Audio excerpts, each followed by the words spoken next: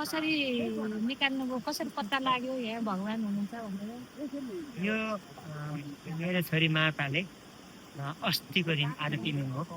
राति सपनामा उसलाई दिएको।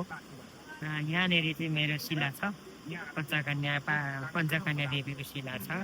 त्यहाँ गएर चाहिँ निकालेर लिएर यहाँ मेरो घरमा यहाँ घरमा ल्याएर मेरो संस्कार त्यहाँ फोहोर मैला भयो होइन, असुरक्षित भयो, फोहोर मैला भयो, त्यो सम्हार भएन भन्ने कुरा हुँदाखेरि अनि हामी आएर हिजो बिहान हामी 5:30-6 बजीको हारारीमा आएर बिहान आएर यहाँ खनेर होइन, उहाँले नै धुपमाथि गरेर उहाँले नै खस्रेर मातैले खनेर निकालेको।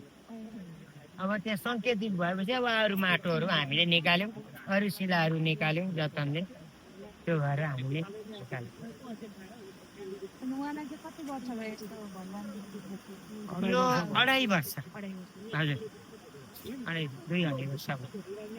यो पढ्दै यहाँ मरबा क्याम्पस पढ्दै ब्याचलर 3rd इयरमा पढ्दै यो बिराम भएको।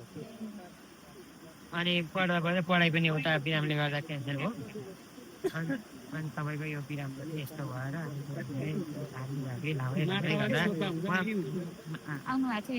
माता हुनुहुन्छ र। अनि उसैले त्यो भनेर हामी आएर यहाँ खनन गरेर निकालेर